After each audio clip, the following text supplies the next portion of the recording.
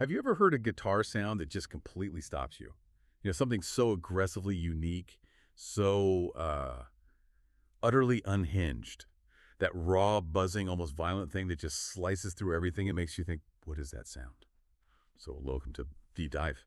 Today, we're not just talking about a piece of gear. We're diving into, well, a whole sonic phenomenon. The Shin Super Fuzz, the FY6 model specifically. This isn't just any guitar pedal. It's a real cult classic. Its sound literally carved out space for whole genres, from way out psychedelic rock right to the heart of grunge. We've got a bunch of sources here, schematics, history, interviews with musicians, and our mission is really to pull together the definitive story of this thing. Yeah, and our mission today is to really get under the hood, understand how this seemingly simple box from Japan back in 1968 created such a unique sound. We'll trace its journey, which is pretty remarkable, from being sort of obscure through changing musical taste to becoming this defining voice in heavy experimental music. I mean, it influenced everyone from, like, rock legends trying new things to the grunge pioneers in Seattle who are hunting for something raw. You're about to find out how this, forgotten piece of gear became truly legendary, a cornerstone sound, really. Okay, let's unpack this then. Shin Super Fuzz, 1968, from Shin Companion in Japan. Now, 68, the fuzz market wasn't empty, right? You had the Fuzz Face, the Maestro SC1, tone benders. So what was the scene like for fuzz then? What gap was the Super Fuzz trying to fill? Or did it just create its own space? That's a really key question because it shows how different the Super Fuzz was. You're right, pedals like the Fuzz Face or the Maestro FZ1, they were aiming for a smoother distortion. Creamy sustain, that warm fuzz blanket. The Super Fuzz, completely different beast. It wasn't trying to be polite, wasn't about subtle grit. It gave you this brutal, almost broken sound. Raw snarling, and crucially, that octave fuzz. It was designed, deliberately abrasive, loud, untamed. It just rethought what a fuzz could even do. It was like a new weapon for guitarists, a way to challenge melody, rhythm, push things into really aggressive territory. Raw, snarling octave fuzz. Yeah, that's a powerful description. You can almost hear it. So with a sound like that, did it immediately find its people? Or did it take a while? Well, it definitely clicked with the more avant-garde and experimental players at the time. Maybe not immediately mainstream, though. Its aggressive voice, that buzzy thing, it became a texture in psychedelic rock for sure. Something beyond just, phasers or mild overdrive. Then, as music got heavier, its sheer power found a home in proto-metal bands, sort of laying groundwork, and early punk, where that raw edge was everything. Perfect fit. But what's really fascinating is that its appeal wasn't just a flash in the pan. Decades later, boom, this massive grunge resurgence. It proved it had this timeless thing for anyone wanting something unique, powerful, and, maybe a little unhinged. Okay, so let's get into the nuts and bolts. The engineering behind that sound. What actually made it so distinctive? How did they get that incredible, harmonically rich, snarling octave voice, the one that just cuts through? Let's dive in. Right, the engineering. This is where the Shin really stood out. It's got this pretty robust 6-transistor silicon fuzz circuit, which was quite advanced for the time. But the real key, that strong upper octave character, it's how it makes it. It uses full wave rectification. So it's not just clipping the signal like a normal fuzz or overdrive. Full wave rectification. It basically flips the negative part of the waveform up positive. By doing that, it effectively doubles the frequency. That's where you get those distinct, almost clashing upper harmonics, that chaotic growl. Okay. You can kind of think of it like maybe a more brutal Octavia pedal. And Octavia often aims for a clearer octave up sound. The Super Fuzz delivers it with this chaotic, untamed, almost brutal feel. Less precise maybe, but way more visceral, aggressive. That makes sense. That technical bit clicks now. And here's what gets really interesting for me, the versatility. Yeah. I mean, for such an aggressive core sound, how did they build in options? It wasn't just one sound, was it? It had features that must have been huge for players. Absolutely. That tone selector switch was crucial, really innovative for the time. It gave players not just one voice, but 2 really powerful modes. Doubled its palette, basically. So, position 1, that's the classic scooped mid fuzz. It pulls back the middle frequencies, pushes the bass, and treble forward. Right. The result is this dark, bass-heavy, almost huge sound. Perfect for, doomy, sludgy riffs. Real low-end punch. But then you flip it to position 2, and it's totally different. Mid-forward, nasal fuzz. This mode pushes the mids right out front, gives it a much more cutting, almost piercing quality. Okay. Lets your guitar just slice through a dense mix, really highlights those unique upper octave bits. That switch alone was massive control. So you've got this two-mode tone switch, pretty radical already. What about the other knobs? Balance and expander. How do they shape this beast? Yeah, two other critical controls. Balance is pretty straightforward, your output volume. Controls how loud the effect is, so you could match your clean sound or, slam the front end of your amp even harder, more intensity. Then expander, that's basically your fuzz intensity, the gain knob. And this let you dial in everything from just a bit of grit almost to this completely saturated, destroyed wall of sound. Wow. So the combination tone switch, balance, expander gave you this huge range. You could get splattery, gated sounds at lower settings where the fuzz kind of sputters out dramatically. Yeah, I know that sound. All the way up to these immense walls of compressed upper octave filth when you crank the expander.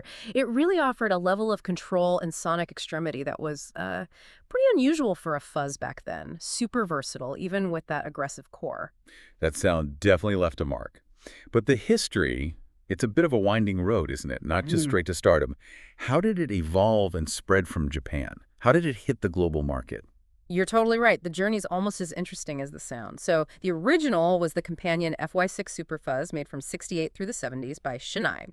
Now, Shin made effects for lots of brands. So you saw this same circuit pop up under names like Apollo, Shaftesbury, even Jax. But the Univox Super Fuzz became the most famous version. And that was key. Univox was an American importer, and they exported it widely. That's really what got the circuit known outside Japan. Yeah. Pushed it into North America, Europe, a much wider audience. Right. Without that Univox distribution, honestly, its global impact would probably have been much smaller. And the influence didn't stop there, did it? It wasn't just rebranding. It sparked a whole new generation of builders, even big companies, trying to capture that sound, or at least, a taste of it. Indeed. If you look at the bigger picture, its design, its sonic footprint, it became a blueprint. You see its impact everywhere in modern boutique clones. Builders like Watson, Black Cat, they faithfully recreate the circuit, sometimes hunting down specific old parts to get that authentic gnarl. Even bigger boutique names, like Earthquaker Devices, they put a dedicated super fuzz mode in their Hoof Reaper pedal. That says a lot about its appeal.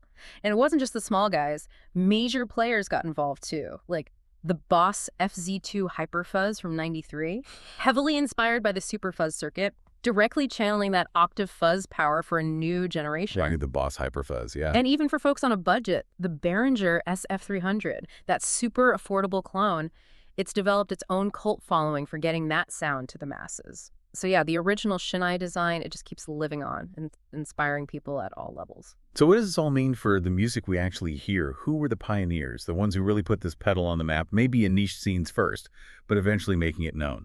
Yeah, this is where the story gets really cool, tracing its path through music history. One of the very first and most famous users was Pete Townsend of The Who. Wow. He was always pushing gear boundaries, right? And he used the Super Fuzz a lot. Live in the late 60s, you can famously hear that distinctive kind of unhinged roar just driving The Who on recordings like Live at Leeds. It's all over it. No way. Live at Leeds. Absolutely. It gave them that extra layer of aggressive harmonic chaos, perfect for their super dynamic, powerful live shows. That's incredible. Pete Townsend using this thing, adding that chaos to The Who.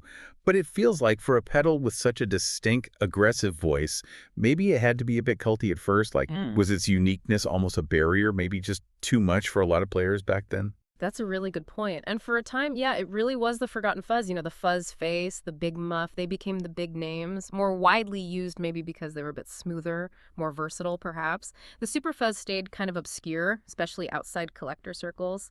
Its aggressive nature was definitely a niche taste, seemed like it might just fade into gear history. But then it found new champions, people who embraced the extremity, like the Jesus and Mary chain in the 80s, noise rock, shoegaze. They deliberately brought back those super fuzz tones. Okay. They used that raw, abrasive quality for their signature sound, melody buried under noise, brought it back into the conversation. And then, crucially, late 80s, the grunge resurrection. Grunge. Right. I think we can all guess where this raw, untamed sound found its next perfect home. The Seattle sound, that texture. I bet the super fuzz fit right in. Exactly. Grunge was all about that raw, unpolished vibe, right? And the Super Fuzz basically provided the sonic blueprint. Bands on Sub Pop like Mudhoney, early Nirvana, they were hitting the pawn shops in Seattle. not looking for fancy new gear, but for forgotten cheap stuff with character. Yeah. They rediscovered these Super Fuzz pedals, and bam, they became a defining fuzz of that whole Seattle underground scene. Mudhoney's impact was huge. Their 1988 debut EP was literally called Super Fuzz Big Muff. That wasn't just a nod, it single-handedly made people hunt down vintage Super Fuzz units, introduced that sound to a whole new generation. Wow, the EP title itself. Yeah, and the legacy kept going. Bands like Chaos, other stoner and doom bands, they grabbed onto its sludgy, massive tones, carried that aggressive, low-end thing forward into new heavy music, cemented its place, really. So what you're saying is these pedals, these icons that now go for hundreds, maybe over $1,000, they were literally just gathering dust in pawn shops, like finding a treasure in the attic. Yeah. That's the Dream Gear story, isn't it? That hunt for the forgotten tone. It's absolutely true, and it really shows how tastes change, how something can go from overlooked to legendary. For years, original Shin and Univox Super Fuzz pedals were genuine pawn shop finds. You really could pick them up cheap, often ignored because they weren't the big names like the Muff or Fuzzface, until, collectors, and more importantly, these forward-thinking musicians rediscovered them, saw their significance, heard that unique sound. Right. These artists, they plugged them in, experimented, and just unleashed their potential, completely changed their value, their perception. So today, yeah, those same originals, depending on condition and which version, can fetch $800, $1,200, maybe even more. It's a proper rags to riches tale for a truly important piece of gear. Prue's value isn't always obvious at first. What a story for a little box of fuzz. Seriously. From its aggressive kind of rule-breaking start in Japan, Pete Townsend using it, getting a bit lost, then rediscovered in Seattle grunge clubs, and now living on in all these clones and reissues. Its legacy just keeps going. The Shin Super Fuzz, it really is one of the most distinctive, most aggressive fuzz pedals ever made, no question. And yeah, it was overshadowed for a while by other giants, maybe in the mainstream history books. But that snarling octave voice, that innovative mode switch, and its deep ties to underground, heavy experimental music, they've cemented it as a true cult classic. It's a great reminder that innovation often comes from, embracing the chaos, the unexpected, not just refining things. Sometimes the loudest, most influential voices, they start out as whispers, just waiting for the right moment, the right hands to be unleashed. So what does this all mean for you listening right now? Well, maybe it's a reminder that sometimes the most important sounds, the real game changers, don't come from polished perfection. They come from embracing chaos, the unexpected, the downright aggressive. The Superfuzz didn't just distort, it ripped up the rulebook. It dared musicians to make noise differently. And in doing that, it basically gave a blueprint to generations looking for their own untamed sound, proving that real influence often screams from the fringes. What other forgotten sounds might be out there, just waiting. Thank you for joining us on this deep dive into the Shin Superfuzz. Until next time, keep listening, keep exploring, and definitely keep those ears open for the unexpected.